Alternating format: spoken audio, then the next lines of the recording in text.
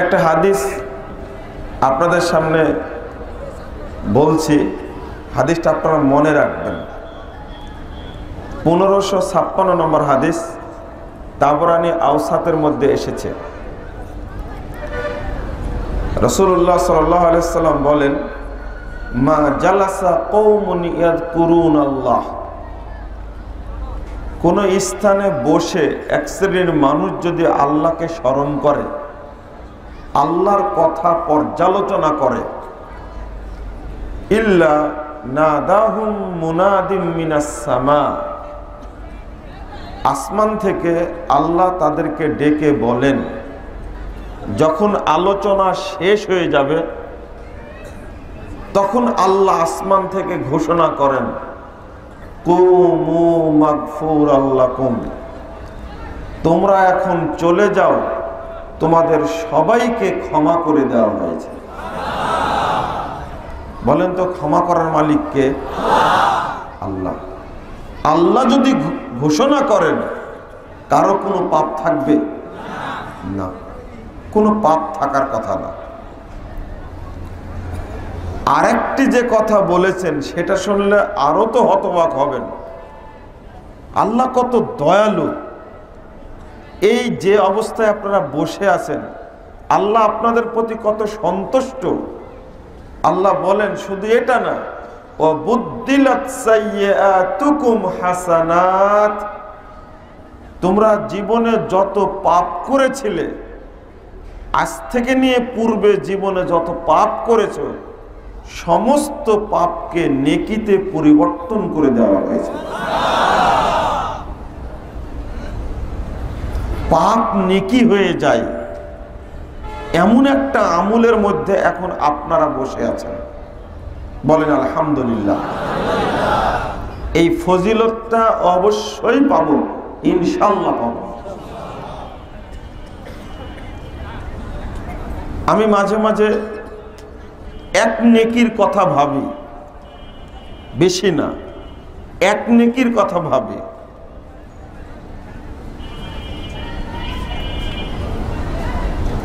একটা হাদিসে বর্ণিত হয়েছে, হাদিসটা জাল হাদিসের কবলে রাসূলুল্লাহ সাল্লাল্লাহু আলাইহি ওয়াসাল্লামের সালাত বইটার মধ্যে আছে। তো যে হাদিসটা এখন বলবো, এই হাদিসটা আগে জানতাম না, পরে জেনেছি। তো জেলখানায় একজন প্রখ্যাত মুফাসসিরে কোরআন, তার সঙ্গে সাক্ষাৎ হয়েছিল। একসঙ্গে হাঁটাহাঁটি করতাম সকালে আর বিকেলে। তো মাঝে মাঝে চলতে চলতে হঠাৎ করে দাঁড়িয়ে আমার বুকে হাত দিয়ে বলতেন যে, বাবা আমার জন্য দোয়া করো, আল্লাহ যেন আমার 2 রাকাত নামাজ কবুল করেন। তো আমি বলতাম যে, আল্লাহ আপনার সব ইবাদতই কবুল করুন। তখন বলছেন যে, না না না, এত বড় দোয়া চাই না, আল্লাহ যেন 2 রাকাত নামাজ কবুল করেন, তুমি আমার জন্য এই দোয়াটা করো, এত কবুল হওয়ার দরকার নাই। কারণ কি জানেন? সহিহ মুসলিমের প্রথম খণ্ডের 122 পৃষ্ঠা একটা হাদিস আছে।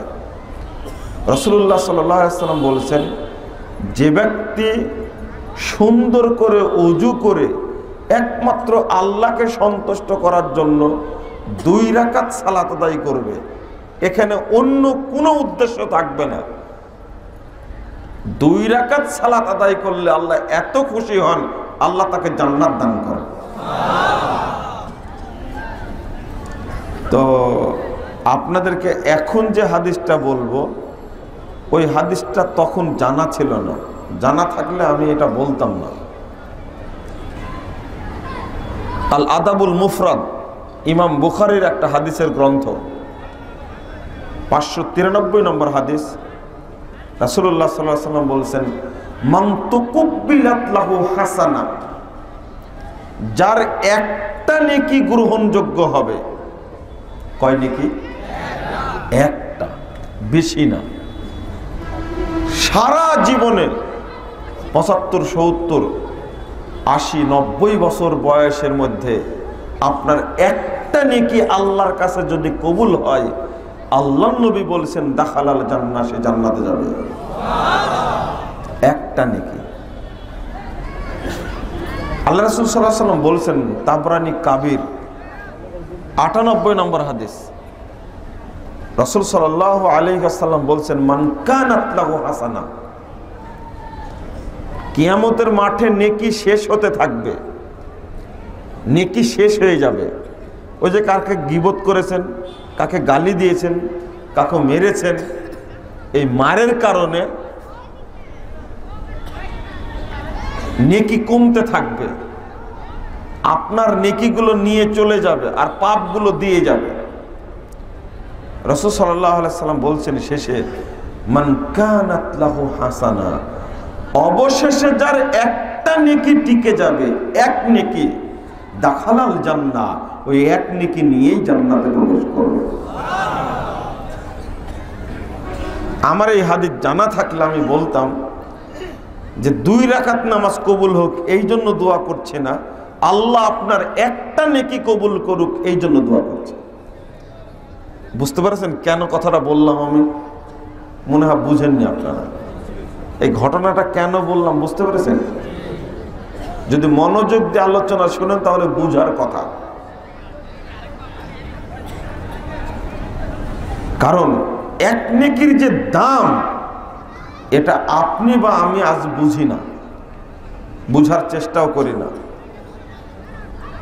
চলুন, এই যে বাচ্চাগুলো দৌড়াদৌড়ি করছে, যদি দায়িত্বশীল কেউ থাকেন একটু দেখেন তো তাদেরকে একটু থামানো যায় কিনা।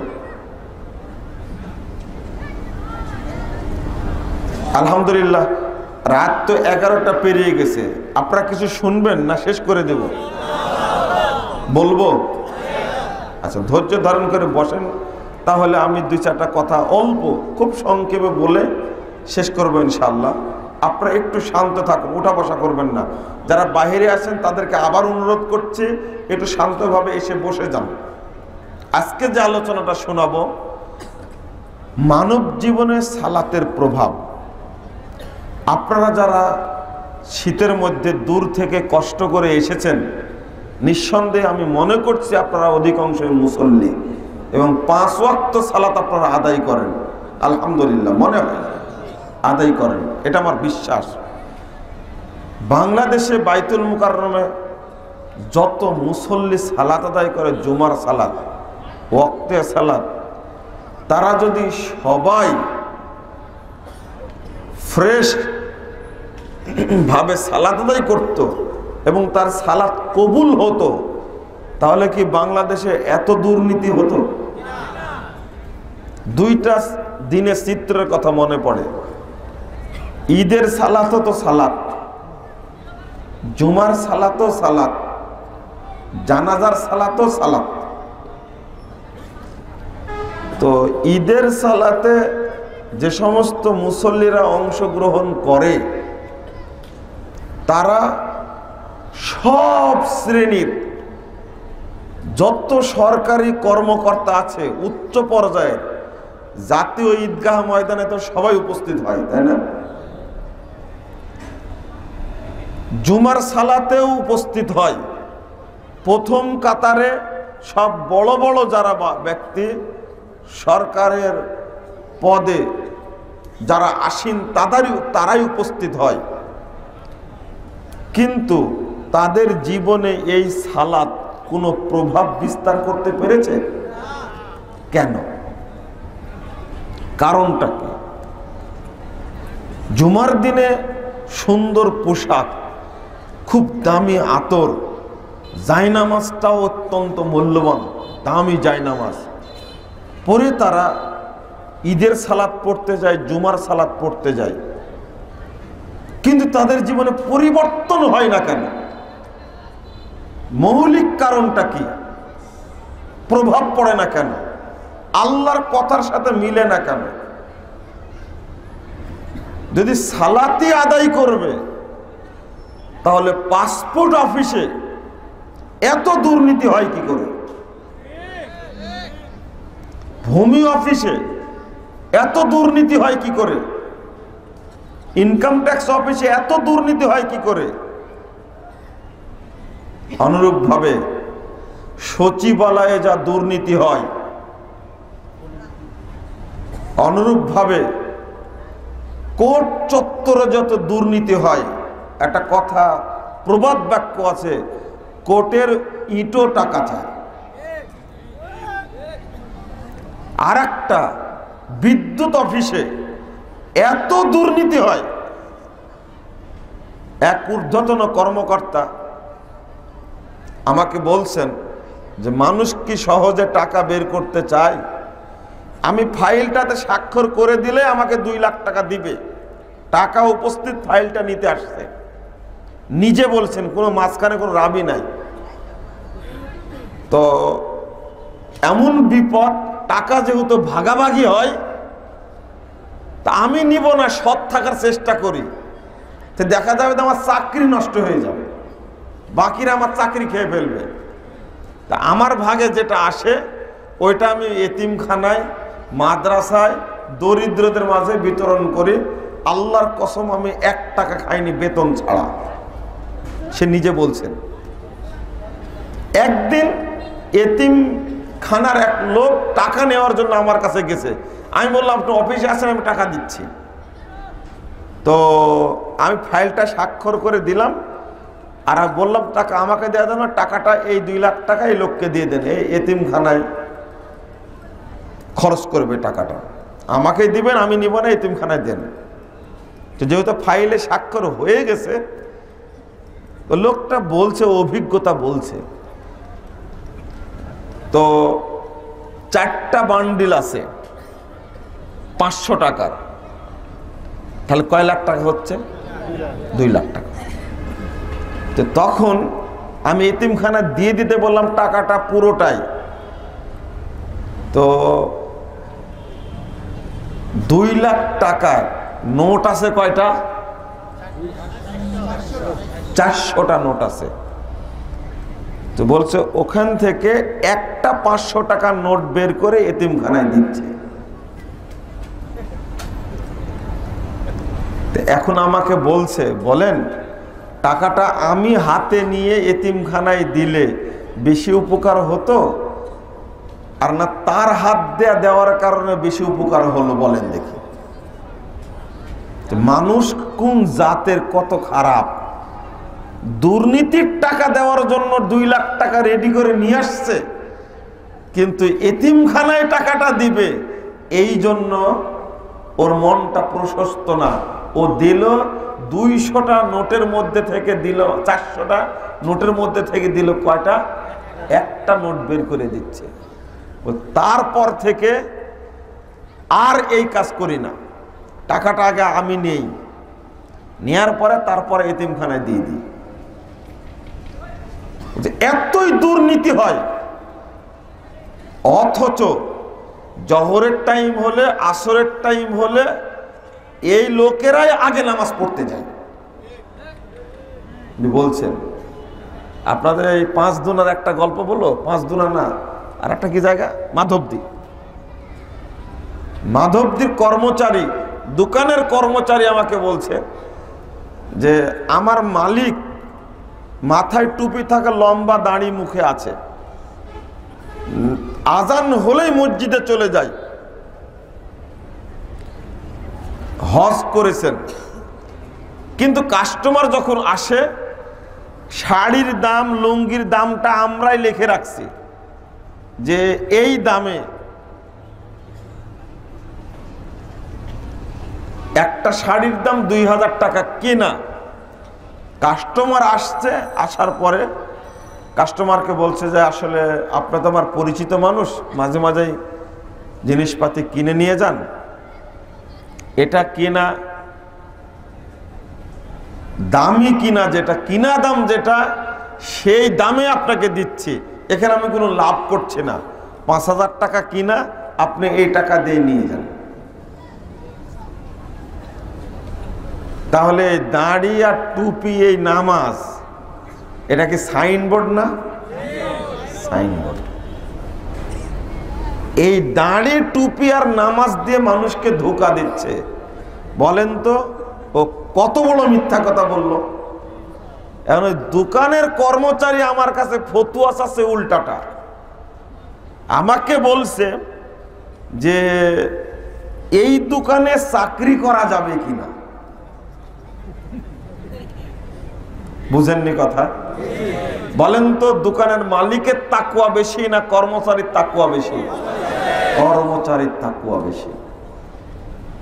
যে আমার সামনে টাটকা মিথ্যা কথা বলছে, এইভাবে ব্যবসা করছে, মাথায় টুপি, মুখে লম্বা দাড়ি, আজান হলেই মসজিদে যায়, সেই মানুষ বলেন তো নামাজ পড়ে না ভণ্ডামি করে? ভণ্ডামি। রাগ করলেন আপনারা? রাগ করারই কথা একটু। কিন্তু ঘটনা যদি এইরকম ভাবে ঘটায়, তো সালাত ওর কি উপকার করেছে, কি লাভ করেছে ওর সালাত পড়ে? বুড়া হয়ে গেছে, ও যে বয়সের 55 থেকে 60 বছর বয়স করে। আমি বললাম যে তোমার চাকরি বৈধ ঠিক আছে, কিন্তু এই ধরনের দোকানে চাকরি না করাই ভালো। তোমার পাপ হবে না, পাপ হবে কার? মালিকের পাপ হবে।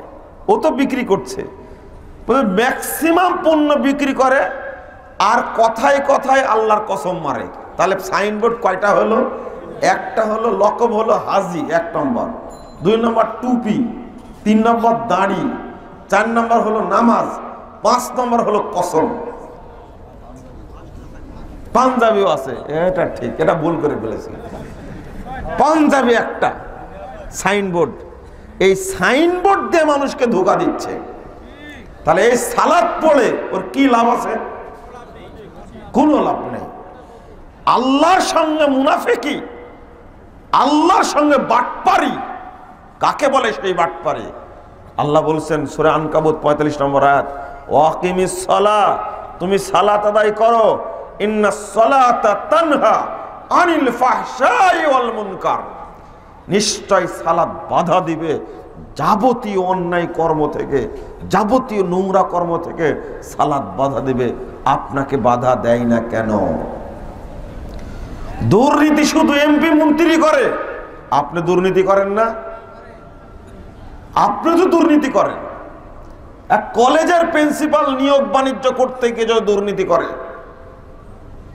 25 বছর যাবৎ প্রিন্সিপালগিরি করছে, যত নিয়োগ হয়েছে প্রত্যেক শিক্ষকের কাছ থেকে 5 লাখ টাকা করে খেয়েছে, এই প্রিন্সিপালের কি অবস্থা হবে? ও খুব সাধু মানুষ, তাই না? দুর্নীতি অন্য কেউ করে না, আপনারা দুর্নীতি করেন। মাঠে আপনার জমিটা মাপতে গেলে আগে ছিল 5 কাঠা, আপনি কাল সকালবেলা মাপবেন, দেখবেন আপনার জমিটা 5.5 কাঠা হয়ে গেছে। এমনি অটো কিভাবে 5.5 কাঠা হয়ে গেছে, এটা দুর্নীতি না?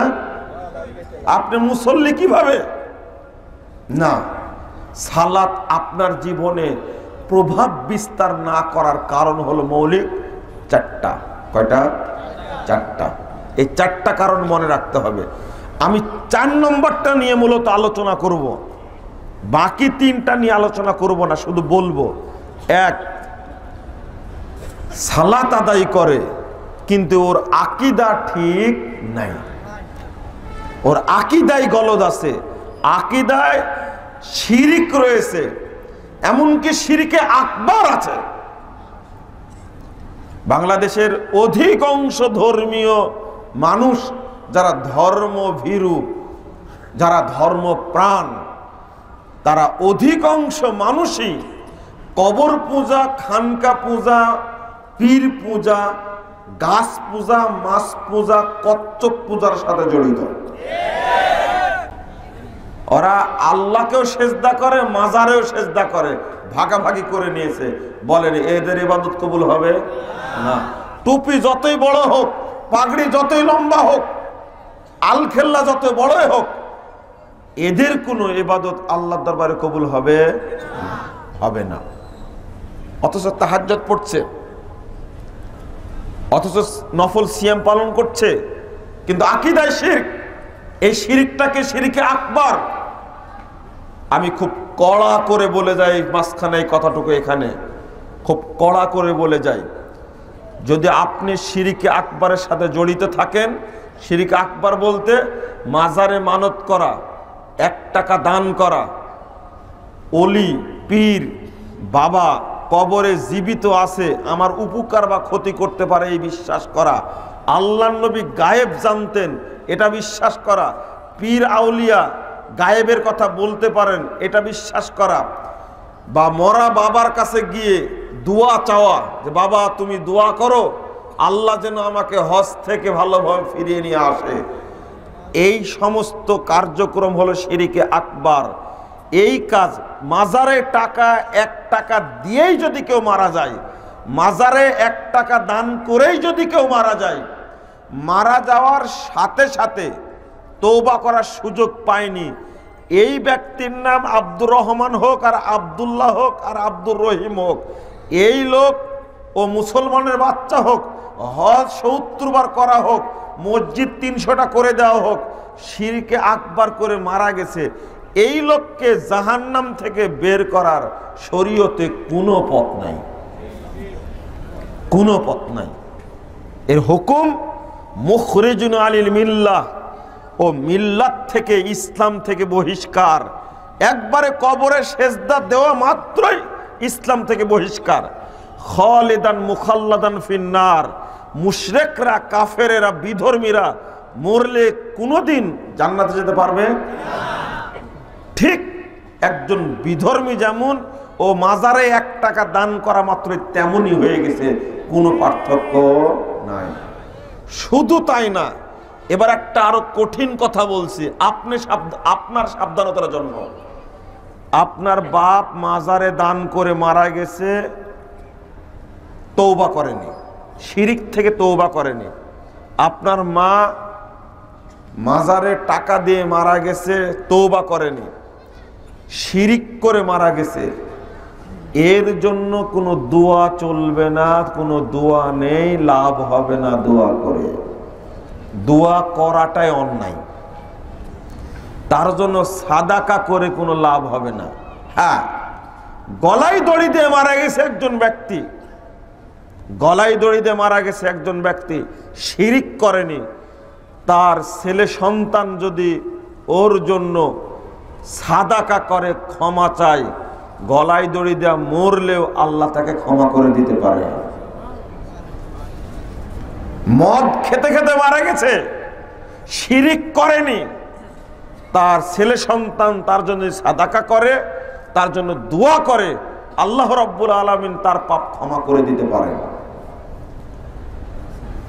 জিনা করতে করতে মারা গেছে, শিরিক করেনি, তার ছেলে সন্তান যদি তার জন্য দোয়া করে সাদাকা করে, আল্লাহ তার ক্ষমা করে দিতে পারেন। কিন্তু শিরিক করে মারা গেছে, হজ যতবারই করুক না কেন এর জন্য দোয়া করার পথই বন্ধ। দলিল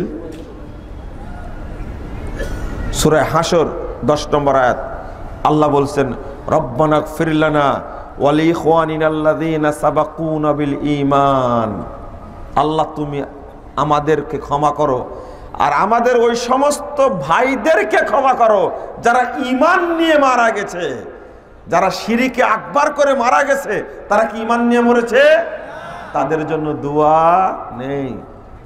251 নম্বর হাদিস সহিহ মুসলিমে আসছে, আল্লাহর নবী মুহাম্মদ সাল্লাল্লাহু আলাইহি সাল্লাম তার বাপ মায়ের জন্য দোয়া করার অনুমতি পাননি। তার বাপ মার জন্য দোয়া করতে পেরেছিলেন? কেন? কেন? তারা মুশরিক হয়ে মারা গেছে, তাদের জন্য দোয়া চলবে না। তাহলে আপনি বাপের জন্য দোয়া করে কি করবেন? বাপকেও সাবধান হওয়া উচিত, মুরব্বী আপনারও সাবধান হওয়া উচিত। আপনার মধ্যে গোলামি রয়েছে, আপনার মধ্যে অত্যন্ত গোলামি আছে, হোক শিরিক হোক বেদাত, আমি আমল করে যাব, হুজুর যা পারে তাই করুক। এই গোলামি আপনাকে ত্যাগ করতে হবে। 1 নম্বর কারণ, আকীদায় শিরিক থাকার কারণে ইবাদত কবুল হয় না। 2, যে ইবাদতটা করছেন এই ইবাদতটা, এই সালাতটা রাসূলের তরিকায় হচ্ছে না। 2 নম্বর কারণ, আপনি সালাত আপনার জীবনে কাজ করছে না, কোনো প্রভাব বিস্তার করছে না। তার কারণটা কি? কারণ হলো আপনার নবীর তরিকায় সালাত আদায় করেন না। অথচ রাসূল সাল্লাল্লাহু আলাইহি সাল্লাম বলে গেছেন স্পষ্ট ভাষায়, সহিহ বুখারীর প্রথম খণ্ডের 88 পৃষ্ঠা 631 নম্বর হাদিস, সল্লু কামা রাআইতুমুনি উসাল্লি, তোমরা ওইভাবেই সালাত আদায় করো যেভাবে আমাকে সালাত আদায় করতে দেখছো। এই সালাত ফরজ সালাত হোক, এই সালাত নফল সালাত হোক, এই সালাত তাহাজ্জুদ হোক, তারাবি হোক, বেতের হোক, জুমা হোক, জানাজা হোক, ঈদাইন হোক, যে কোনো সালাত একজন ব্যক্তির তরিকা আদায় করতে হবে। তিনি হলেন মুসা আলাইহিস সালাম। হ্যাঁ, কে? মুসা আলাইহিস সালামের তরিকা চলবে না? সব সালাত একজনের তরিকা আদায় করতে হবে। তিনি হলেন ইব্রাহিম আলাইহিস সালাম। হ্যাঁ, চলবে না? কার তরিকা আদায় করতে হবে? মুহাম্মদুর রাসূলুল্লাহ সাল্লাল্লাহু আলাইহি সাল্লামের তরিকায়। তো রাসূলের তরিকায় ছাড়া যদি কোনো নবীর তরিকা না চলে, পীর সাহেবের তরিকায় কেমনে চলে? হুজুরের তরিকায় কেমনে চলে? ইমামের তরিকায় কেমনে চলে? যে সালাত বর্তমান বাংলাদেশে চলছে, এটা নবীর সালাত না। অধিকাংশ মানুষ জাল সালাত আদায় করে থাকে, ভুয়া সালাত আদায় করে থাকে। সালাতের অপারেশন করতে গিয়ে জাল হাদিসের কবলে রাসূলুল্লাহ সালাত যারা পড়েছেন তারা বুঝতে পেরেছেন আসলে সালাত আছে কিনা বাংলাদেশে। আজীব একটা ব্যাপার, আশ্চর্য ব্যাপার একটা। আপনি সহিহ হাদিস অনুযায়ী আমল করবেন কি করে, তার একটা উদাহরণ দিই আপনাকে। বাংলাদেশে সহিহ হাদিসের আমল যেন চালু না হয়, সহিহ হাদিসের আমল যেন চালু না হয়, মাযহাবী আমল যেন প্রতিষ্ঠিত থাকে, এই জন্য যে কৌশল অবলম্বন করা হয়েছে কল্পনার বাহিরে। রাসূল সাল্লাল্লাহু আলাইহি সাল্লাম সালাতের মধ্যে যত আহকামের কথা বলে দিয়েছেন, আমিন বলা, হাত বাঁধা, রুকু করা, সেজদা করা, রফুল আদান করা, তারপরে সেজদায় গিয়ে দোয়া পড়া, রুকুতে গিয়ে দোয়া পড়া, যতগুলো আহকাম আছে তার মধ্যে সবচেয়ে কোন হুকুমটা সম্পর্কে সবচেয়ে বেশি হাদিস বর্ণিত হয়েছে কে বলতে পারেন? রফুল আদান সম্পর্কে সবচেয়ে বেশি হাদিস বর্ণিত হয়েছে। সহিহ বুখারীতে 5টা, 735, 36, 37, 38, 39। সহিহ মুসলিমে বর্ণিত হয়েছে 5টা, 887, 88, 89, 90, 91। আবু দাউদে বর্ণিত হয়েছে 16টা, নাসাইতে আসছে 13টা, ইবনু মাজাতে 11টা, তিরমিজিতে 1টা, মোট 6টা কেতাবে 51টি হাদিস বর্ণিত হয়েছে। সব হাদিস গ্রন্থে মিলে হাদিস বর্ণিত হয়েছে 4 শতাধিক হাদিস বর্ণিত হয়েছে। এই 400 হাদিসকে খতম করার জন্য, হত্যা করার জন্য, উৎখাত করার জন্য কয়েকটা জাল হাদিস তৈরি করা হয়েছে। শুধু এই সুন্নাতের বিরুদ্ধে কয়েকটা জাল হাদিস তৈরি করা হয়েছে। তার মধ্যে একটা নগদ জাল হাদিস, টাটকা কাঁচা জাল হাদিস। আরে ভাই, জাল হাদিস হলে তো বলতাম এটা জাল হাদিসের কিতাবের মধ্যে আসছে, এটা ঠিক না, এর সনদ ঠিক না। আর যার সনদই নাই, কোনো কিতাবেই বর্ণিত না, বলবো কি তাহলে? আব্দুল্লাহ বিন জুবাইরের নামে তৈরি করা হলো সহিহ বুখারীর 5টা হাদিসকে খতম করার জন্য। সহিহ বুখারীর প্রথম খণ্ডের 102 পৃষ্ঠার টিকার মধ্যে হাদিসটা নিয়ে আসছেন। আব্দুল্লাহ বিন জুবাইর মসজিদে ঢুকে দেখলেন একজন ব্যক্তি রফুল আদান করছেন। তখন আব্দুল্লাহ বিন জুবাইরকে বলছেন, দেখো আল্লাহর নবী আগে রফুল আদান করতেন, আমরাও করতাম, তিনি ছেড়ে দিয়েছেন, আমরাও ছেড়ে দিয়েছি। আব্দুল্লাহ বিন জুবাইর একজন জলিলুল কদর সাহাবী, তার নামে হাদিসটা তৈরি করেছে। পৃথিবীর কোন হাদিস গ্রন্থের অস্তিত্ব পাওয়া যায় না। কেন তৈরি করলো এটা? যারা খুব বাগাড়ম্বরী করে, বেশি নড়াচড়া করে, তাদের কানের মধ্যে এটা ঢোকে না। একটা দলিল বের করে দেখায়, মুজাফফর বিন মুহসিন চ্যালেঞ্জ করে গেল, শুধু বাংলাদেশের আলেমদের জন্য না, সারা পৃথিবীর আলেমদের জন্য কিয়ামত পর্যন্ত চ্যালেঞ্জ থাকলো, এই হাদিস পৃথিবীর কোন গ্রন্থে বর্ণিত হয়েছে? দেখাক দেখে সাহস কার আছে? আমার চ্যালেঞ্জ গ্রহণ করে না কেন? আমার কাছে আসতে হবে না, বিভিন্ন পত্র পত্রিকা আছে, টিভি চ্যানেল আছে, বলে দিক অমুক হাদিস গ্রন্থের অমুক খণ্ডে অমুক পৃষ্ঠায় এত নম্বর হাদিসে এই হাদিস বর্ণিত হয়েছে। মাজায় বল থাকলে তো। আর একটা দেখেন, হাদিসকে মানসুখ করার, এই হাদিস দ্বারা 400 হাদিসকে খতম করা হয়েছে। রাসূলের তরিকায় মানুষ সালাত আদায় করবে কিভাবে? আবার আর একটা সুন্দর অভিনব গল্প তৈরি করেছে। ম্যাক্সিমাম হুজুর, এই সমস্ত হুজুরের কাল কিয়ামতের মাঠে জিহ্বা কেটে নেওয়া হবে, তাদেরকে ফাঁসি দেওয়া হবে আল্লাহর নবীর নামে, সাহাবীদের নামে মিথ্যা অপবাদ দেওয়ার কারণে। আল্লাহ রাসূলের সাহাবীরা গোপনে বগলে পুতুল রাখত,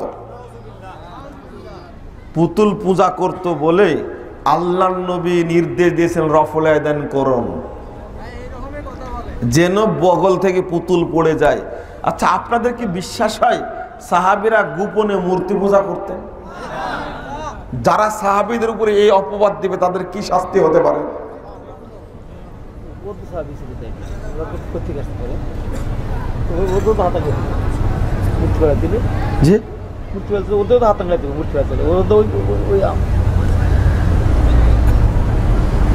আপনারা একটু ভাবেন,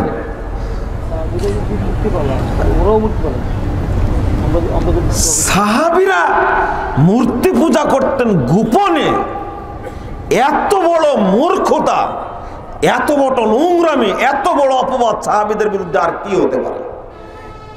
তাহলে একটা দলিল থাকতে হবে তো, তাই না? সাহাবীরা তো এই যুগের না, সাহাবীরা যে কাজটা করতেন তার দলিল থাকতে হবে না? এত মাশহুর কথা, এত প্রসিদ্ধ কথা, সব হুজুরি ইমামি খুতবায় বলে এই কথাটা, কিন্তু আজ পর্যন্ত কোনো দলিল দেখাতে পারেনি, কোনো দলিল নেই। আসলে ফাঁকিবাজি করে আর কয়দিন খাওয়া যায়, তাই না? ধোঁকাবাজি করে, ধাপাবাজি করে আর কয়দিন খাওয়া যায়? এক ডিসি সাহেবের ঘটনা, সহিহ আকীদায় কিছু মানুষ জেলখানার মসজিদে সালাত আদায় করে। তো মাগরিবের সালাতে জোরে আমিন বলেছে, ইমাম সাহেব দাঁড়িয়ে বলেছে যে যারা জোরে আমিন বলেন আপনারা, তারা এই মসজিদে সালাত পড়তে আসবেন না। দেখেন ইমামের কাজ, দেখেন এইটা চলে গেল জেল সুপারের কানে। তারা অভিযোগ দিল, স্যার আমাদেরকে সালাত পড়তে নিষেধ করেছে। কেন? জোরে আমিন বলি তাই। তো চমৎকার ব্যাপার, ও মসজিদে সালাত আদায় করতে নিষেধ করবে কেন? এই অধিকার কোথায় পেল? কে বুকে হাত বাঁধলো, কে জোরে আমিন বলে, এটা দেখার কি? নামাজ পড়ছে, নামাজ পড়তে আসতে নিষেধ করছে। পরে বলছে, ইমামকে ডেকে বলেছে, আপনি এই ধরনের কথা বলেছেন কেন? যার ইচ্ছা সে পড়বে, বাধা দেবেন কেন? যেটা যে আমাদের মাযহাবে নাই। তো জেল সুপার বলছেন মাযহাবে নাই বলতে আপনি কি বুঝাচ্ছেন? এই সমাধান তো আগেই করে দিয়েছেন। যখন এখন বুঝাচ্ছেন জেল সুপারকে সুন্দর করে, যখন এই নিয়ে দ্বন্দ্ব হলো, তখন তৎকালীন শাসক সৌদি আরবে 4 ইমামকে নিয়ে বসেছিলেন, বসে তার সমাধান দিয়েছেন 4 মাযহাবের যেটা যেটা মানে সেটা মানবে। এই সমাধান তারা করে গেছেন এই যুগে। তো এখন ফিতনা বাঁধানোর কি দরকার? তখন জেল সুপার তো ঠিকই বুঝেছে, তো একটা ভালো সমাধান দিয়েছে 4 ইমাম বসে। তো এখানে যার যেটা ইচ্ছে সেটা আমল করবে। এখন যারা উপস্থিত ছিল তারা আর কথা বলতে পারেনি। পরে জেল সুপারকে বুঝা দিছেন যে স্যার এই লোকটা যা বলেছে আপনি তো বুঝতে পারেননি। বুঝতে পারবো না মানে? এত বড় আলেম, দেওবন্দ পাশ করা আলেম, বুঝবো না কেন? চার ইমামকে নিয়ে শাসক বৈঠক করেছে, এই কথা তো ঠিক না। মানে ঠিক না এই কথা বলছে কেন? অবশ্যই ঠিক না, কারণ চার ইমামের জন্ম তো চার সময়ে হয়েছে।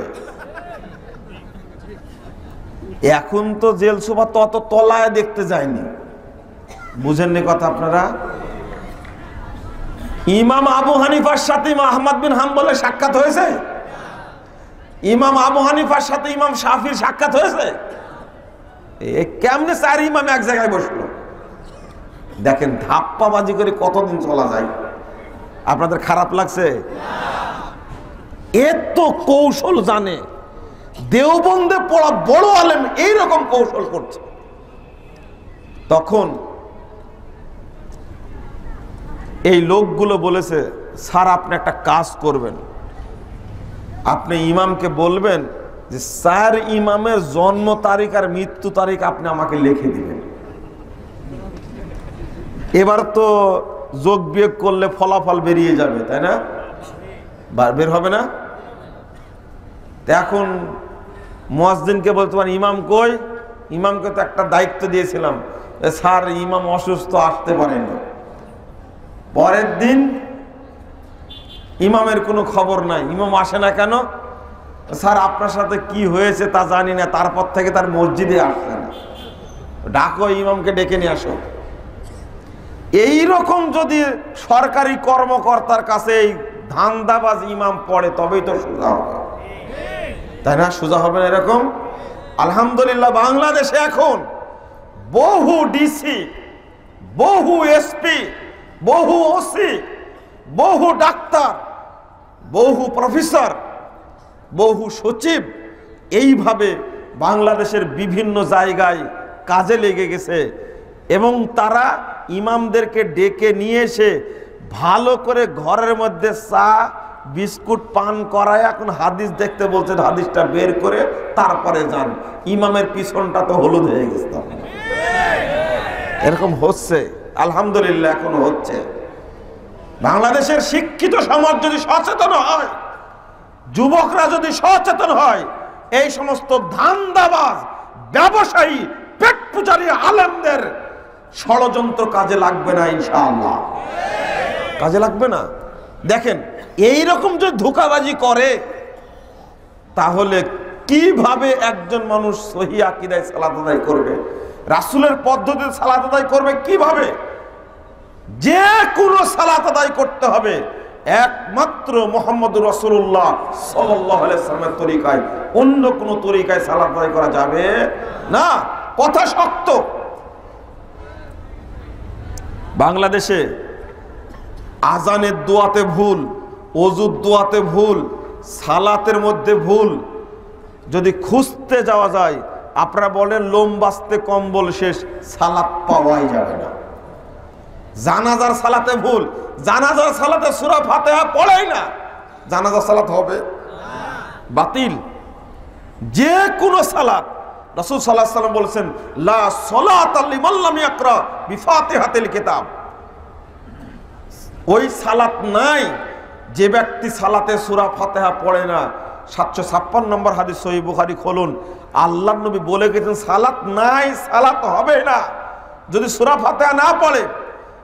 অধিকাংশ বাংলাদেশের ম্যাক্সিমাম মানুষ জানাজার সালাতে সূরা ফাতিহা পড়ে না, এমনকি জামাতে পড়ার সময়ও সূরা ফাতিহা পড়ে না। পড়ে? তাহলে সিরাতে মুস্তাকিম পাবে কি করে? আমি এটা বেশি লম্বা করতে চাচ্ছি না। 3 নম্বর, আপনার আকীদা ঠিক আছে, রাসূলের পদ্ধতিতেও সালাত আদায় করেন, ঠিক আছে, কিন্তু 3 নম্বরে এসে আপনি ধরা খেয়ে গেছেন আপনার এই পাঞ্জাবিটা হারাম টাকার কিনা।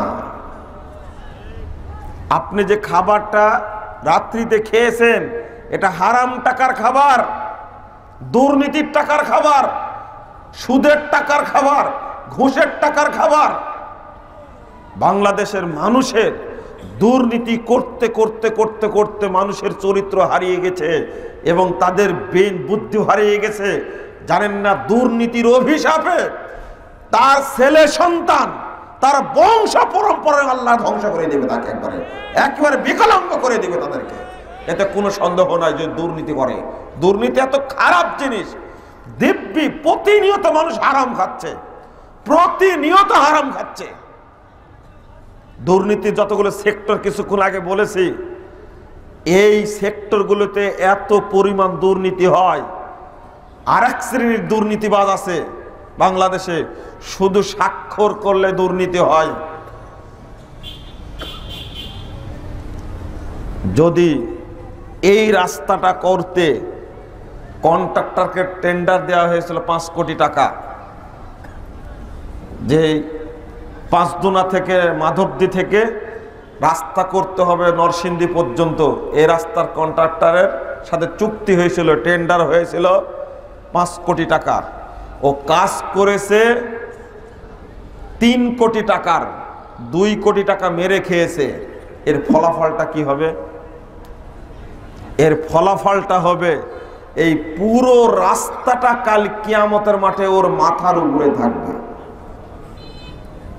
এবং এখান থেকে এই রাস্তা বহন করে কিয়ামতের মাঠ যদি আরাফার মাঠ হয়, হাদিসে বর্ণিত হয়েছে আরাফার জায়গাতে কিয়ামতের মাঠ হবে, এখান থেকে রাস্তা বহন করে হেঁটে নিয়ে যেতে হবে 7,500 কিলোমিটার রাস্তা। যেতেই হবে, যেতেই হবে। কলেজের প্রিন্সিপালের ঘাড়ে কলেজ থাকবে, কলেজ টেনে নিয়ে কিয়ামতের মাঠে হাজির হতে হবে, বাঁচতে পারবে না। যারা যৌতুকের পয়সা নিয়েছেন, যারা শ্বশুরের কাছ থেকে পালসার গাড়ি নিয়েছেন, ফ্ল্যাট বাড়ি নিয়েছেন, যারা শ্বশুরের কাছ থেকে ফ্রিজ নিয়েছেন, ছলে বলে কৌশলে, এত ইতরের ইতর আপনার বাপ। বিয়ে দেওয়ার সময় অপরের মেয়ে নিয়ে আসবে বাড়িতে, এতই চালাক আর চতুর আর ধূর্ত আপনার বাপ। ইতর হলে এত ইতর হতে হয়, বিয়ের চুক্তির সময়ে বলছে যে আপনার মেয়ে তো বাড়িতে একাই থাকবে, এটা তো আর বলা লাগে না। একটা 32 ইঞ্চি টিভি দিন, এখন তো 32 ইঞ্চি পাওয়া যায় না, কয় ইঞ্চি পাওয়া যায়? 50-52 ইঞ্চি টিভি লাগবে। আবার বলছে একটা ফ্রিজের ব্যবস্থা করেন। আর কলেজে তো যাবে বিসিএস ক্যাডার ছেলে, তো এই সময় সাইকেলে গেলে কেমন হয়, একটা পালসার গাড়ি দিন। মনে হচ্ছে বাবার সম্পত্তি চাচ্ছে। এত বড় ফকিন্নি চিন্তা করতে পারছে। মানুষ এত খারাপ হয়, ছেলেকে বিসিএস ক্যাডার বানিয়েছে কিন্তু ওর হুঁশ ফিরেনি। এবার কি অবস্থা হলো, সব দিল, আর আপনি খুব সুন্দরভাবে নিয়ে বসবাস করছেন। এই যৌতুকের 1 পয়সা যদি থাকে আপনার মধ্যে, আর কিয়ামত পর্যন্ত যদি আপনার বয়স দেওয়া হয়, আপনার কোনোদিন একটা ইবাদত আল্লাহর দরবারে কবুল হবে না।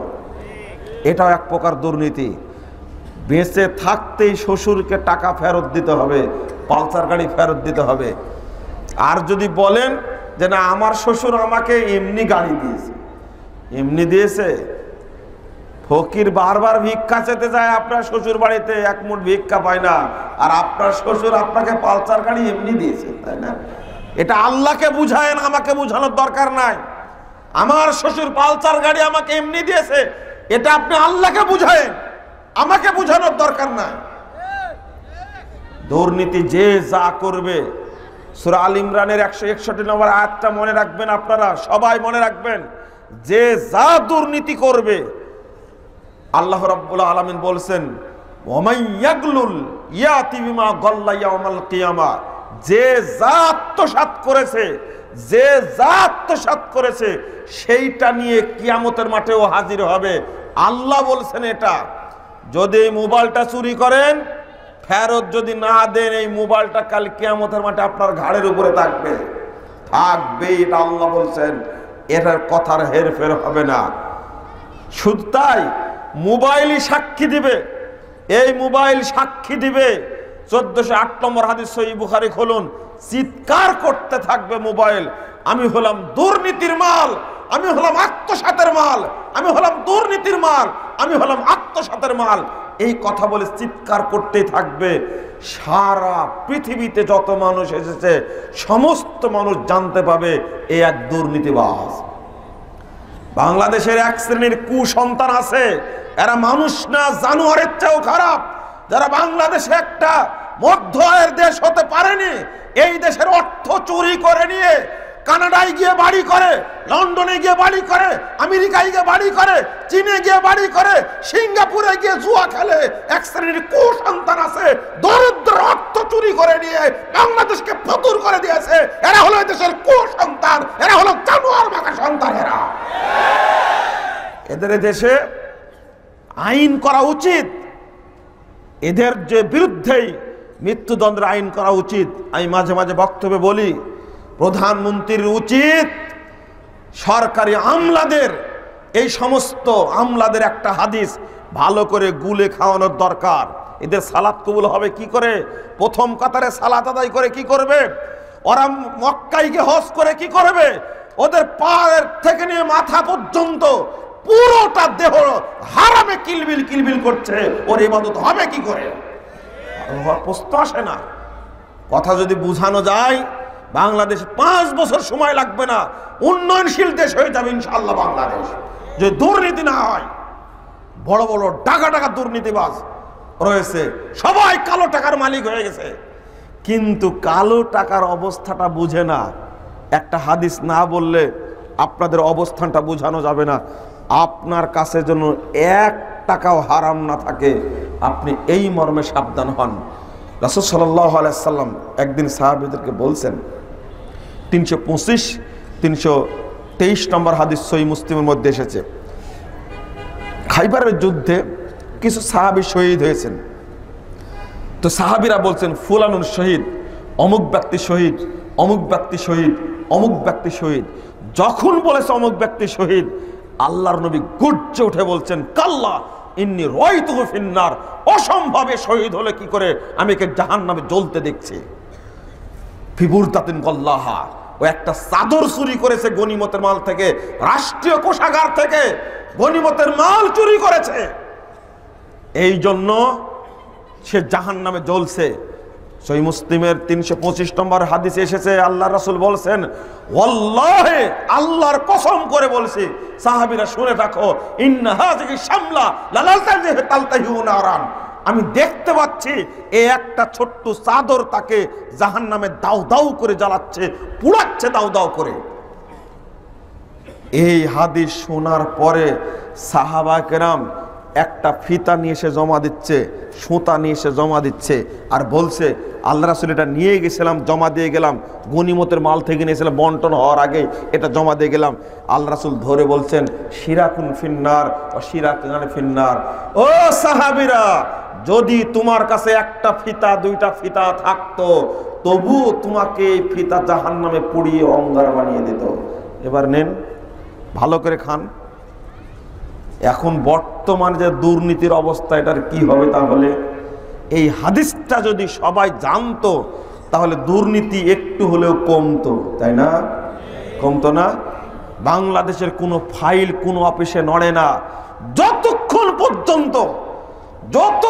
পর্যন্ত কিছু না খাবে।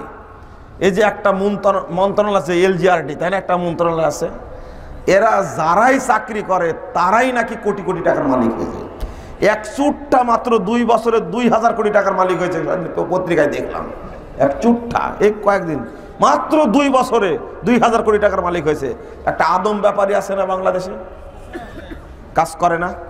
এরা যে কত বড় দুর্নীতিবাজ, আর আমাদেরকে যে বিরক্ত করে। রাস্তাঘাটে দেখেন, এমনি তো সরকারের একটা ব্যবস্থায় ঋণ নিয়ে ব্রিজগুলো তৈরি করে, কিন্তু সৌদি আরবে আপনারা যারা দেখছেন, ঘুরতে গেছেন, কোনো একটা ব্রিজের কাছে দাঁড়িয়ে টোল আদায় করে দেখছেন আপনারা? যারা চাকরি করেন সৌদি আরবে, বছরের পর বছর থাকেন, একটা বলেন তো, উদাহরণ দেন তো, আছে কিনা?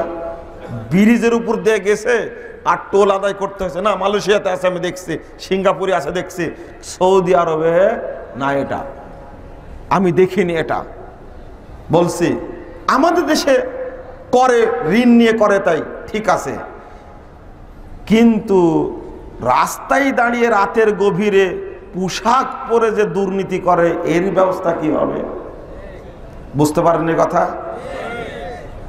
ট্রাক থামায়া থামায়া এই দুর্নীতি করে পুলিশ সদস্যরা। আমি বলবো, এই টাকা যদি নিজে খায়, পরিবারকে খাওয়ায়, বাচ্চা কাচ্চাদের যদি খাওয়ায়, এই অভিশাপে একবারে শিকড় পর্যন্ত আল্লাহ ধ্বংস করে দিবেন। দুর্নীতির প্রভাব এতই খারাপ, এত নোংরা, এত জঘন্য। সাবধান, সর্বসেক্টরে দুর্নীতি। আমি ওয়াজ করে কি করব? একদিন ওয়াজ করছিলাম, প্রোগ্রামটা বন্ধ করে দিল। তো আমি থানায় কথা বললাম যে আপনি আর থাকবেন, আপনি প্রধান অতিথি, আমি বক্তব্য দিয়ে শুনবেন। বক্তব্য দিলাম মাদকতার উপরে আর হারামের উপরে।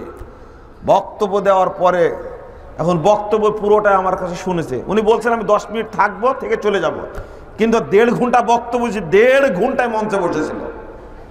আমাকে আগায় দিলেন, তো বলছে যে যাব কেমনে, 1 ধাপ আগাই তো পিছনে তো 2 ধাপ আসে। কেন? যে কোরআন হাদিসের বক্তব্য শোনালেন, বাঁচার কোনো উপায় নাই, এখন পথ দেখা দেন।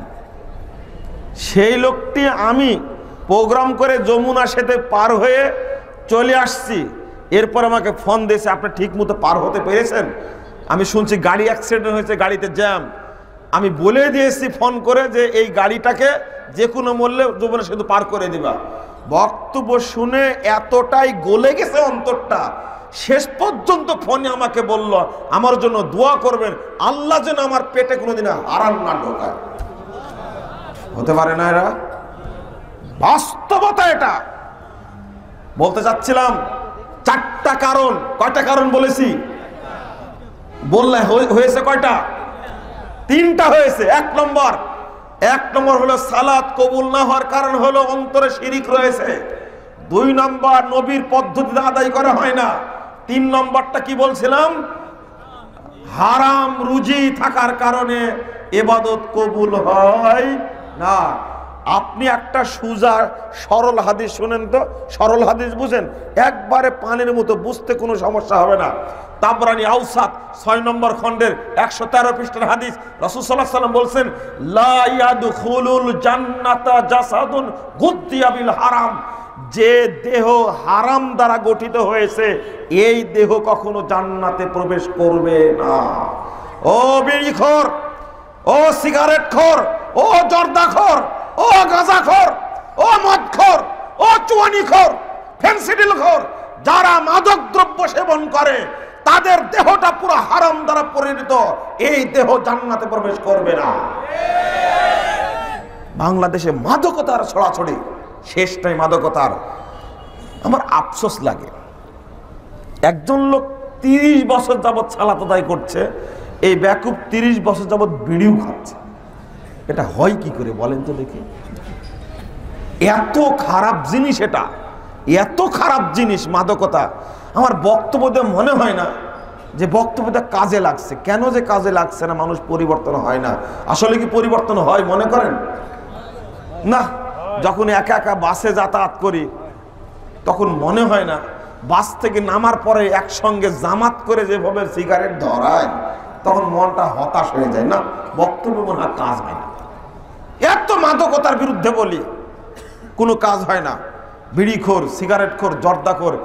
আর বিড়ির সংখ্যাটা, বিড়ির বিরুদ্ধে একজন ডাইরেক্ট বলছে, কিন্তু বাকি হুজুরগুলো এত বদের বদ, ওরা বলছে মাকরুহ, মানে ওই হুজুর জর্দাখোর, এই হুজুর গুল ঘুষে।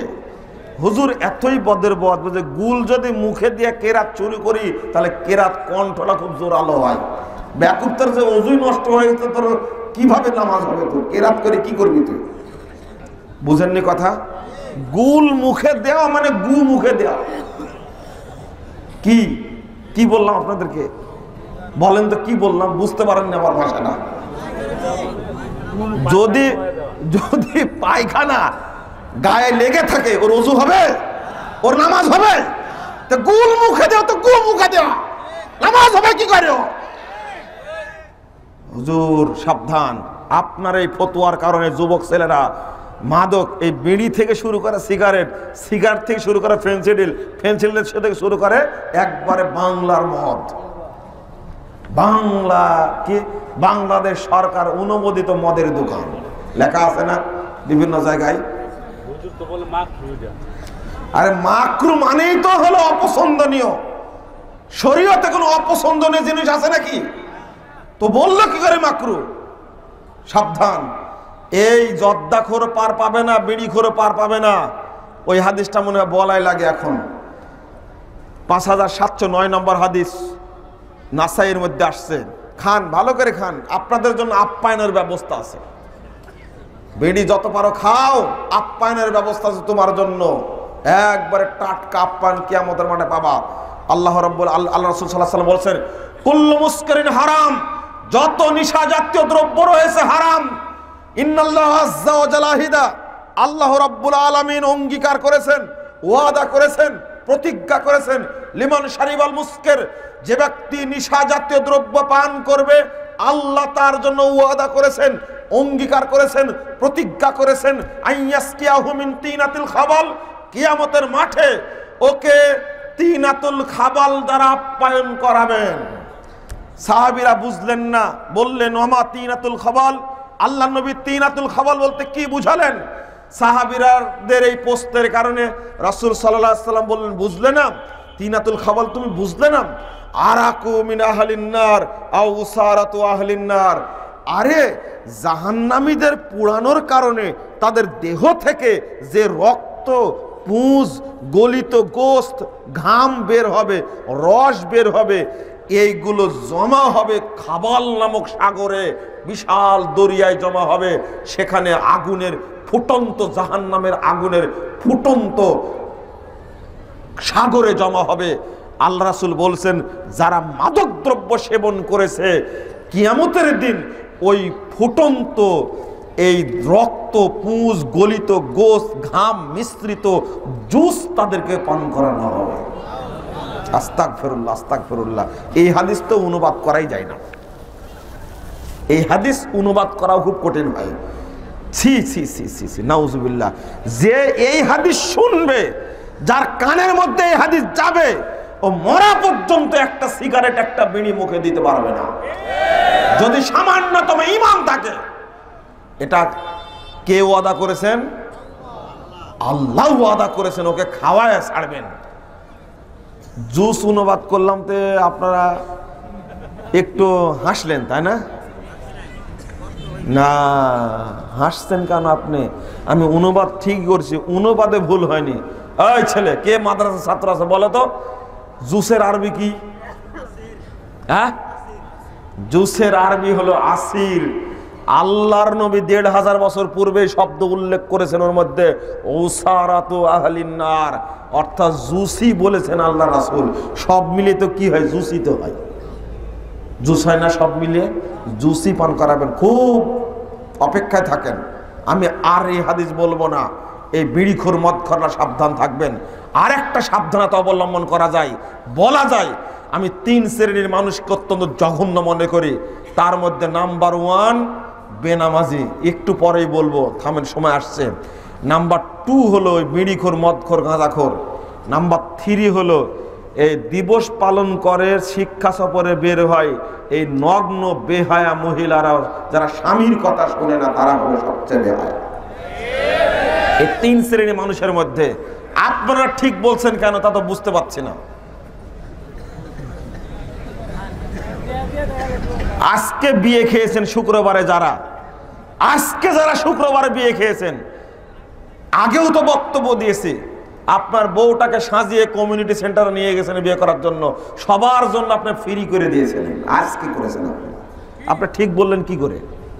আপনি বলছেন কেন ঠিক? আর পহেলা বৈশাখ একটা নষ্টা দিবস চালু আছে বাংলাদেশে। এই দিবসে নারী পুরুষ কপত কপতি যে বেলেল্লাপুনায় নিমজ্জিত হয় এরা, আর বলে এটা বাঙালি সংস্কৃতি। আজকে ভালো করে সাইজ করেছে খুতবাই, ইহুদি খ্রিস্টানদের চক্রান্তের কারণে এই মুসলিম দেশটাকে ইহুদি খ্রিস্টানদের দেশে পরিণত করার জন্য আন্তর্জাতিক চক্রান্ত চলছে। একদিকে সাংস্কৃতিক চক্রান্ত চলছে, আর একদিকে জঙ্গিবাদী চক্রান্ত চলছে। এদেশটাকে জঙ্গি রাষ্ট্র প্রমাণ করার জন্য আফগানিস্তানকে ধ্বংস করেছে আমেরিকা, ব্রিটেন ধ্বংস করেছে ইরাককে, ধ্বংস করেছে লিবিয়াকে, ধ্বংস করছে সিরিয়াকে। মধ্যপ্রাচ্যের তেল সমুদ্র বেষ্টিত রাষ্ট্রগুলোকে আমেরিকার সেনদৃষ্টিতে হত্যা করেছে, টনকে টন বোমা ফেলে গোটা মুসলিম সভ্যতাকে ধ্বংস করেছে। ঠিক একইভাবে এই মুসলিম সংখ্যাগরিষ্ঠ বাংলাদেশটাকে ধ্বংস করার জন্য জঙ্গিবাদের তকমা তুলে দিয়ে মানুষের উপর বোমা হামলা করে এই দেশটাকে জঙ্গি রাষ্ট্র প্রমাণ করার চক্রান্ত চলছে। এই চক্রান্ত কাজে লাগবে না, এটা ইহুদি খ্রিস্টানদের চক্রান্ত। কিভাবে বাংলাদেশকে গ্রাস করা যায়? মায়ানমারের মতো একটা বড় দেশ, সেই দেশে আর একারের মুসলমানদেরকে কচু কাটা করে কাটলো, কেটে কেটে ভাসিয়ে দিল, আগুনে পুড়িয়ে মারলো। আমেরিকার প্রেসিডেন্ট ট্রাম্প একটা কথা বলতে পারলো না।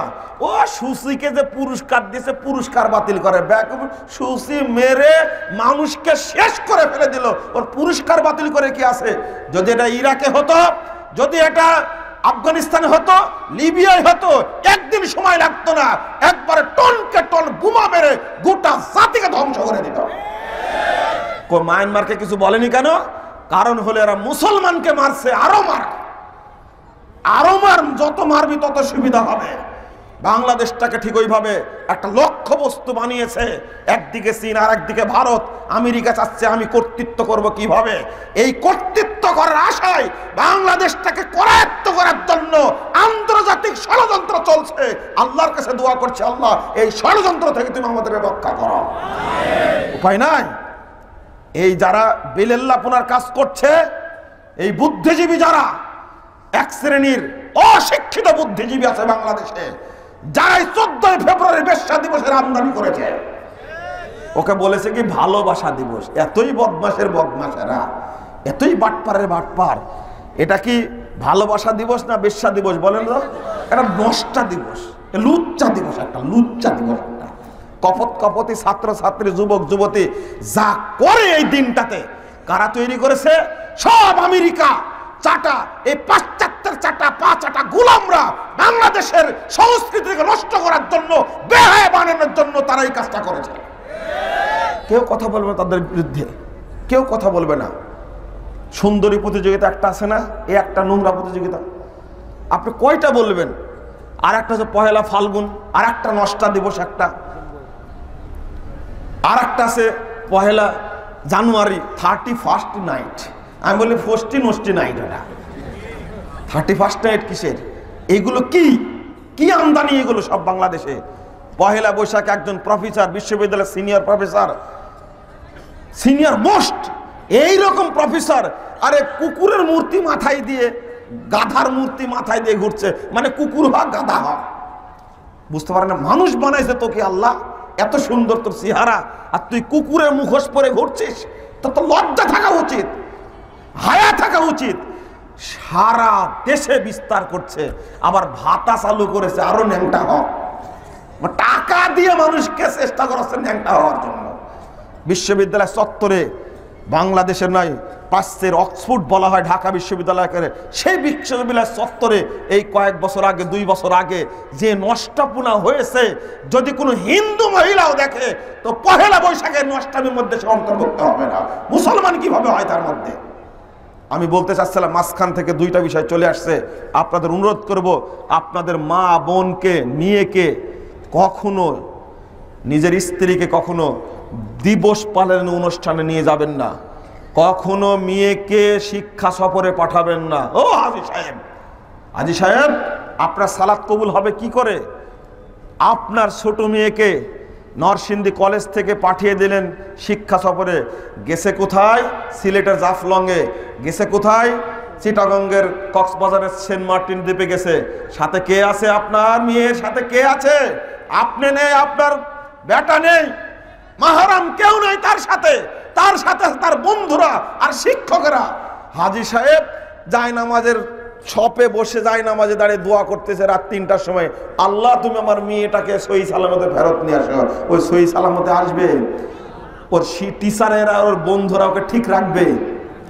আপনি মুরব্বী হয়ে হজ করে কি লাভ করলেন? আপনি কেন পাঠালেন সেখানে? এটাই তো চলছে এখন, তাই না? বিয়ের অনুষ্ঠানে আজকে ভাগাভাগি করে কে কার বউ নিয়ে ব্যস্ত থাকে। বিয়ের অনুষ্ঠানে একসঙ্গে বিয়ে খাওয়ার কমিউনিটি সেন্টারের অনুষ্ঠান চলছে।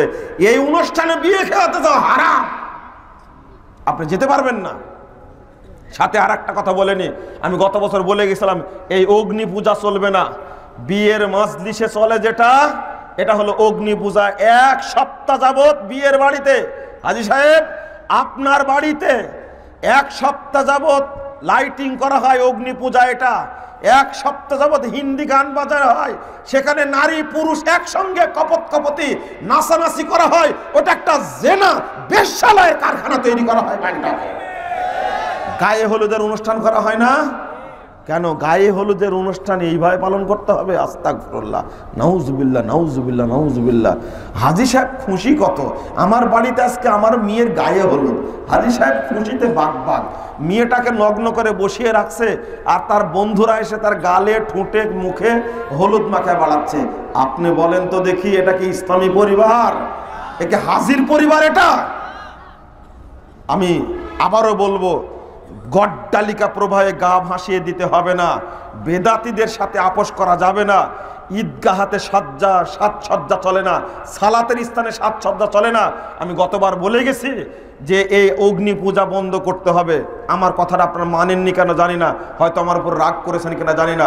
লাইটিং করার দরকার হলে আরো রড বাল্ব কয়েকটা দিয়ে দিন পাশ দিয়ে, কিন্তু আগামীতে এটা করবেন না। কথা প্রসঙ্গে কথাটা চলে আসলে তাই বললাম। আমি মনে করি শিলমান্দির প্রোগ্রামটা ঐতিহাসিক প্রোগ্রাম, বহুদিন থেকে চলে আসছে এই প্রোগ্রামটা কোরআন এবং সহিহ হাদিস অনুযায়ী পরিচালিত হয়। কোরআন হাদিসের বাহিরে যেন এটা না যায়। আমি বিশেষ করে কর্তৃপক্ষের একজন বড় ব্যক্তি, তাকে আমি অনুরোধ করব, আপনি একবার অত্যন্ত কড়া দৃষ্টি সুদৃষ্টি রাখবেন, কোরআন সুন্নাহর বাহিরে এটা যেন না যায়। আর একটা অনুরোধ করব যে একই বছরে 2 দিনের বেশি 3 দিন 4 দিন একটা প্রোগ্রাম করলে প্রোগ্রামের কোনো ভ্যালু থাকে না, রসকস থাকে না। এটা আমার কাছে মনে হয়। আপনারা প্রোগ্রাম একটা করেন, আমরা বছরে কয়টা করি? প্রতিদিন করি, আমরা প্রায় দিনই প্রোগ্রাম করি। তাহলে এ ব্যাপারে আপনারা বেশি অভিজ্ঞ না আমরা বেশি অভিজ্ঞ? বলেন দেখি। আপনারা তো বছরে কয়টা করেন? গত বছর এসেছিলাম, এই বছর আবার আসছি। আমি বরাবরই শিলমান্দি অনেক বছর থেকে আসছি। প্রায় কয় বছর হবে? 7-8 বছর, 8-10 বছর হবে আমি নিয়মিত আসি এই মাঠে, প্রায় কোনো বছর বাদ যায় না। তো একটা প্রোগ্রাম করেন, কিন্তু আমরা আরো প্রোগ্রাম করি। 2 দিনের প্রোগ্রাম করেন, আলহামদুলিল্লাহ। 1 দিনে এনাফ, যথেষ্ট। 2 দিন হলে করেন আপনারা, আমি নিষেধ করব না। জাঁকজমকপূর্ণ হবে। 2 দিনে ভালো ভালো আলেম রাখবেন, আলোচনা শুনবেন আপনারা। এখানকার আলোচকের অভাব নাই। যারা কর্তৃপক্ষ ভালো মানুষ, পাশাপাশি যারা শ্রোতা তারাও অত্যন্ত দূরদৃষ্টি সম্পন্ন। তারা আলোচনা শুনে শুনে তার মধ্যে পাকা আকীদা তৈরি হয়েছে। শ্রোতারও অভাব ইনশাল্লাহ হবে না, হবে। আমি অনুরোধ করব আপনাদেরকে কোরআন সুন্নাহর ভিতরে থেকে কাজটা করার। চলুন শেষ পয়েন্ট যেটা আমি বলবো, অতি সংক্ষেপে বলে আমি শেষ পয়েন্টটা শেষ করবো ইনশাল্লাহ। 12টা পেরিয়ে গেছে। সেটা হলো খুব সাবধানী কথা। সালাত আপনি পড়েন, কিন্তু ওয়াক্ত মোতাবেক পড়তে পারেন না। সবচেয়ে বড় রোগ আপনার জন্য। আপনার হালাল রুজি আছে, আকীদা ঠিক আছে, রাসূলের তরিকাতেও পড়েন, কিন্তু আপনার অভ্যাস রাসূল সাল্লাল্লাহু আলাইহি সাল্লাম যে ওয়াক্তে সালাত পড়েছেন ওই ওয়াক্তে আপনি পড়তে পারেন না। আপনারা বলেন তো, মাগরিবের সালাতে মুসল্লি যত হয়, ফজর সালাতে কি তত মুসল্লি হয় না? এটাই তো খুব সমস্যা। এই আলোচনা অল্প সময় হবে, একজনও উঠবেন না। এটা খুব জরুরি আলোচনা, আমিও শেষ করে দেব। একজনও উঠবেন না আপনারা। যেটা বলতে চাচ্ছি আমি, একটা হাদিস শুনে আপনি আটকে উঠবেন। সহিহ মুসলিম 1010 নম্বর হাদিস। হাদিসটা আবু দাউদেও আসছে। মুহাম্মদুর রাসূলুল্লাহ সাল্লাল্লাহু আলাইহি ওয়াসাল্লাম বলছেন, লা ইয়াযালু কওমুন ইয়াতাআখারুনা আনিস সাফফিল আউয়াল এক শ্রেণীর মানুষ সর্বদা প্রথম কাতার থেকে পিছনের কাতারে সালাত আদায় করবে, প্রথম কাতার পাবে না, সালাত পড়বে কিন্তু প্রথম কাতারে পড়বে না। হাত্তা ইউআখিরাহুমুল্লাহু ফিন্নার, অবশেষে আল্লাহ তাদেরকে জাহান্নামে নিক্ষেপ করবেন। এই লোকটি নামাজি না বেনামাজি? নামাজি। 2, মসজিদেও পড়ে, তাই না? 3, জামাতেও পড়ে। এইরকম একজন ব্যক্তির ছোট্ট একটা অপরাধ, কি অপরাধ বলেন তো? প্রথম কাতারে যায় না, শুধু পিছনের কাতারে যায়। এই অপরাধের কারণে লোকটিকে কোথায় দিবে? ইন্না লিল্লাহি ওয়া ইন্না ইলাইহি রাজিউন। হাদিস তো সহিহ। করণীয় কি? লোকটা মুসল্লি, মসজিদেও পড়ে, জামাতেও পড়ে, ওর অভ্যাস শুধু শেষ কাতারে যে শামিল হয়, তাই যদি আল্লাহ তাকে জাহান্নামে দেয়, ও বেনামাজি তোমার কি হবে? তুমি তো সালাতের আশেপাশেও যাও না, তোমার কি হবে? আমি আপনাদের হাদিসদের বলতে চাচ্ছি, ভয়ের কোনো কারণ নাই। আপনি আজ থেকে টার্গেটে থাকবেন যে আমি প্রথম কাতারে সালাত আদায় করব, জহর হোক, আসর হোক, মাগরিব হোক, এশা হোক, ফজর হোক, টার্গেট থাকবে প্রথম কাতার পাবো। আপনি গিয়ে যদি শেষ কাতারে অংশগ্রহণ করেন তাতে দোষ নাই, বুঝতে পারেননি? আপনার প্রস্তুতি থাকবে কোন কাতারের? প্রথম কাতারের। আপনি অলস মুসল্লি হলে নিয়মিত আপনি একটু খেয়াল করেন আপনার মসজিদের দিকে, আপনি একটু খেয়াল করেন আপনার মসজিদের দিকে, একটু খেয়াল করেন, মনে করেন যে কারা কারা একবারে শেষ কাতারে এসে শামিল হয়। আপনার মনে পড়ছে না নামগুলো? আপনার মসজিদে খেয়াল করেন যে কারা নামাজ পড়ে কিন্তু শেষ কাতারে আসে, ও কোনোদিনই প্রথম কাতারে যেতে পারে না। মনে পড়ছে না? পড়ছে, মনে পড়ছে আপনার ভিতরে, যদি আপনি নামাজি হন, আপনি যদি মুসল্লি হন। কেন? এটা তো একটা আছেই, পার্শ্বে মসজিদ থাকতে আপনি মসজিদে সালাত পড়েন না, বাড়িতে পড়েন, এই অবস্থা কি হবে? মান সামিয়ান নিদা ফালাম ইয়াতি ফালা সালাত আলা, যে ব্যক্তি আযান শুনলো কিন্তু মসজিদে আসলো না, তার সালাত নাই। শুধু সূরা ফাতিহা না পড়লে সালাত হয় না, শুধু এটা বুঝবেন না, যে ব্যক্তি আযান শোনার পর মসজিদ আসে না, তার সালাত নাই। এবার কি হবে আপনি বলেন তো? এবার জহর সালাতে যত মুসল্লি হয়, আসর সালাতে তত মুসল্লি হয় না। কেন? আমি আপনাদেরকে অনুরোধ করব, এই জায়গায় 2টা হাদিস আপনাদেরকে শোনাবো। এখানে আপনাদের অনুরোধ করব, আজানের ওয়াক্ত হওয়া মাত্রই, সালাতের ওয়াক্ত হওয়া মাত্রই সালাত আদায় করে নেবেন। মসজিদে যদি সঠিক টাইমে জামাত হয়, মসজিদে গিয়ে জামাতের সাথে সালাত আদায় করবেন, জামাত বাদ দিবেন না। জামাতে সালাত আদায় করা ওয়াজিব। তবে জামাত যদি দেরিতে হয়, সালাতকে যদি মেরে ফেলে দেয়, তাহলে আপনি বাড়িতে সঠিক ওয়াক্তে সালাত আদায় করে নেবেন, তারপরে তাদের সাথে আপনি জামাতে শরীক হবেন। তবে ওই সালাতটা হবে আপনাদের নফল, যেটা জামাতে পড়লেন ওইটা কি? নফল। সহিহ মুসলিম 1497 নম্বর হাদিস, আল্লাহর নবী এটাই বলে গেছেন। রাসূল সাল্লাল্লাহু আলাইহি ওয়াসাল্লাম বলছেন, ক্বাল আল্লাহু তাআলা, আল্লাহ তাআলা আমাকে বলছেন, মুহাম্মদ শোনো, মুহাম্মদ শোনো, ইন্নী ফারাজতু আলা উম্মতি খামসা সালাওয়াত, আমি তোমার উম্মতের উপরে 5 ওয়াক্ত সালাতকে ফরজ করেছি। মুহাম্মদ শোনো, মুহাম্মদ হাদিসে কুদসি আবু দাউদের 430 নম্বর হাদিস, রাসূল সাল্লাল্লাহু আলাইহি ওয়াসাল্লাম বলছেন, আল্লাহ তাআলা আমাকে বলছেন, মুহাম্মদ শোনো, ইন্নী ফারাজতু আলা উম্মতি খামসা সালাওয়াত, মুহাম্মদ শোনো, আমি তোমার উম্মতের উপরে 5 ওয়াক্ত সালাতকে ফরজ করেছি। আল্লাহ বলছেন মুহাম্মদকে, মুহাম্মদ শোনো, আমি তোমার উম্মতের উপরে 5 ওয়াক্ত সালাতকে ফরজ করেছি। ওয়াহিদতু ইনদা হাদান, আমি অঙ্গীকার করেছি আমি একটা অঙ্গীকার করেছি, ওয়াদা করেছি, প্রতিজ্ঞা করেছি। মান জাগা ইউহাফিজ আলাইহিন্না বিওয়াক্তিহিন্না, যে ব্যক্তি 5 ওয়াক্ত সালাত ওয়াক্ত মোতাবেক আদায় করে আমার কাছে আসবে, যে ব্যক্তি 5 ওয়াক্ত সালাত ওয়াক্ত মোতাবেক আদায় করে আমার কাছে আসবে, যে ব্যক্তি 5 ওয়াক্ত সালাত আমার কাছে আসবে আদায় করে ওয়াক্ত মোতাবেক, আমি ওয়াদা করেছি তার জন্য আদখালতুহুল জান্নাহ, আমি তাকে জান্নাতে প্রবেশ করাবো। সিয়াম পালন করলেও মানুষ জান্নাতে যাবে, তবে আল্লাহ ওয়াদা করেননি। হজ করলেও মানুষ জান্নাতে যাবে, তবে আল্লাহ ওয়াদা করেননি।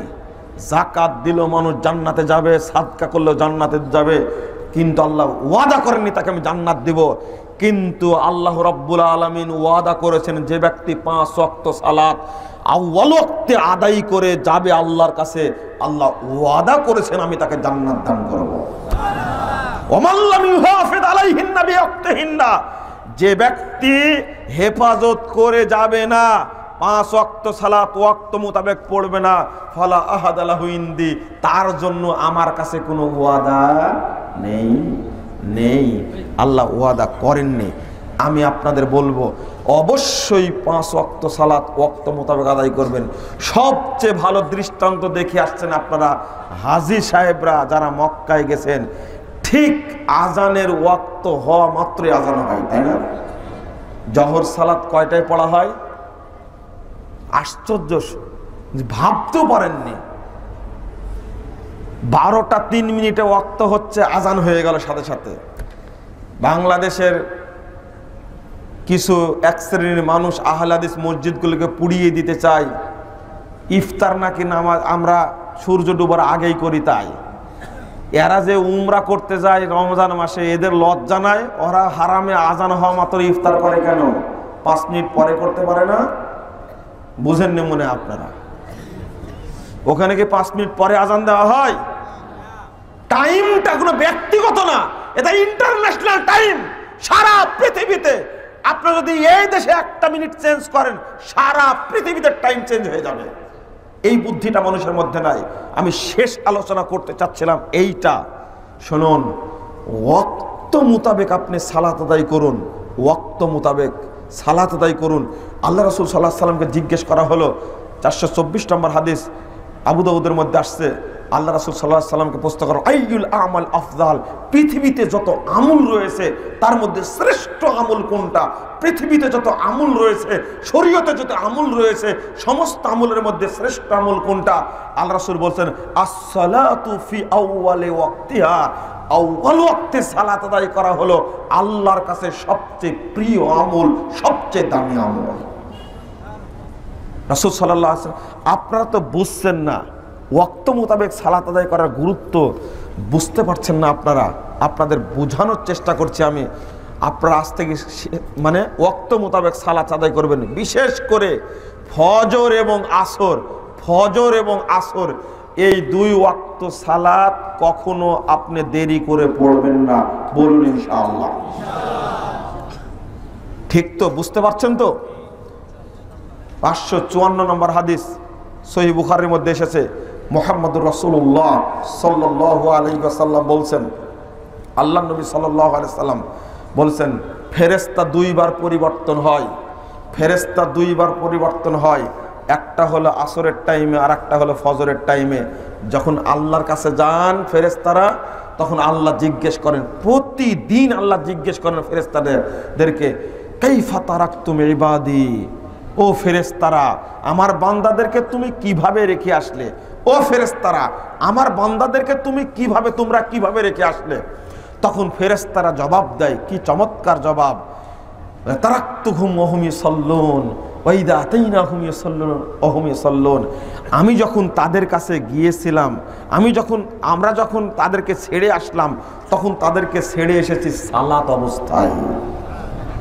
যখন তাদের কাছে উপস্থিত হয়েছিলাম, তখনও দেখেছি তারা সালাত আদায় করছে। আল্লাহু আকবার, কি চমৎকার! হাত তুলুন তো দেখি, কে মেঘ মুক্ত আকাশে পূর্ণিমার চাঁদ যেভাবে দেখা যায়, আল্লাহকে ওইভাবে দেখতে চান কিয়ামতের দিন? কে? আলহামদুলিল্লাহ, সবাই দেখতে চায়, তাই না? হাত নামান। আল্লাহ আপনাদের কবুল করুন। খুব সহজ আমল। 555 নম্বর হাদিস সহিহ বুখারীর মধ্যে আসছে, রাসূল সাল্লাল্লাহু আলাইহি সাল্লাম বলছেন, যে ব্যক্তি আসর সালাত ফজর সালাত, আসর সালাত ফজর সালাত, আসর সালাত ফজর সালাত, এই 2 ওয়াক্ত সালাত আউয়াল ওয়াক্তে আদায় করবে, ওই ব্যক্তি কিয়ামতের মাঠে আল্লাহকে মেঘমুক্ত আকাশে পূর্ণিমার চাঁদ যেভাবে দেখা যায়, আল্লাহকে ওইভাবে দেখতে পাবে। কিন্তু কাজটা খুব কঠিন। যে কাজটা কি খুব কঠিন। পারবেন? পারবেন ইনশাআল্লাহ। তবে মিথ্যার ভুয়া ফজিলতের দরকার নেই। বাংলাদেশ একটা ফজিলত চালু আছে, যে ব্যক্তি জামাতের সাথে এক ওয়াক্ত সালাত আদায় করবে এই ব্যক্তির 3,35,54,432 গুণ নেকি হবে। নাউজুবিল্লাহ বললেন না সুবহানাল্লাহ বললেন? দেখেন এই ফজিলতটাকে ঠিক আমি উল্টা বলি। আরে তোমার 3 কোটি বলেছো, 35 লক্ষ বলেছো, জান্নাতের গ্যারান্টি কি হয়েছে? না। আবু দাউদের 1203 নম্বর হাদিস, মুহাম্মদ রাসূলুল্লাহ সাল্লাল্লাহু আলাইহি ওয়াসাল্লাম বলছেন, সাহাবীরা শোনো, সাহাবীরা শোনো, ইয়াজিবু রাব্বুকুম বিরাই গনামিন ফি সাদিয়াতিন বিজামাল। ওই যে পাহাড়ের চূড়ায় একটা রাখাল ছাগল চড়াচ্ছে, পাহাড়ের চূড়ায় রাখাল ছাগল চড়াচ্ছে, ওখানে কেউ নাই। সালাতের ওয়াক্ত হওয়া মাত্রই, সালাতের ওয়াক্ত হওয়া মাত্রই ইউয়াদ্দিন ওয়া ইয়াকিমুস সালাহ, আযান দিয়ে ও সালাত আদায় করা শুরু করেছে। আল্লাহ রাব্বুল আলামিন বলছেন, ও উনজুরু ইলা আবদি, উনজুরু ইলা আবদি, বলছেন ও ফেরেশতারা, আসমানে যত ফেরেশতা, জমিনে যত ফেরেশতা, সব ফেরেশতাকে ডেকে আল্লাহ বলছেন, আমার ওই বান্দার দিকে তাকিয়ে দেখো, ওই যে পাহাড়ের উপরে চূড়ায় সালাত আদায় করছে একাই, ওখানে কেউ নাই। ইউয়াদ্দিন ওয়া ইয়াকিমুস সালাহ ইয়াকাউমিন, একাই আযান দিয়ে ইকামত দিয়ে সালাত আদায় করছে, আমাকে ছাড়া কাউকে ভয় পাই না, আমাকে ছাড়া কাউকে ভয় পায় না। ফেরেশতারা তোমরা সাক্ষী থাকো, আল্লাহ কত খুশি হয়েছেন রাখালের উপরে, ছাগলের রাখালের উপরে একাকি সালাত আদায় করছে ওয়াক্ত মোতাবেক, আল্লাহ কত খুশি হয়েছেন।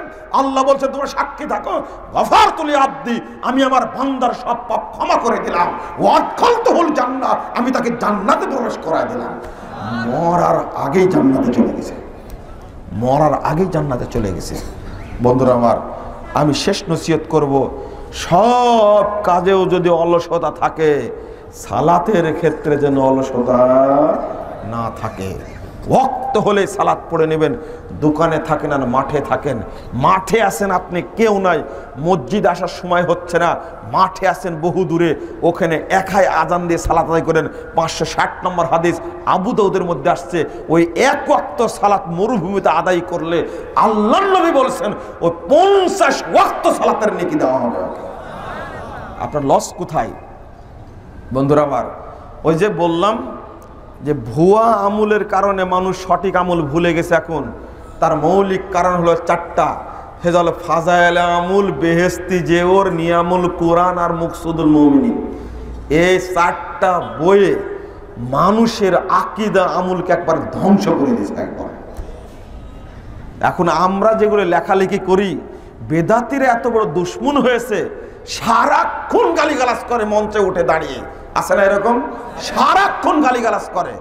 আমরা গালিগালাজ করতে চাই না, আমরা তাদের জন্য হেদায়েত কামনা করি, আল্লাহ তুমি তাদেরকে হেদায়েত দান করো, আমিন।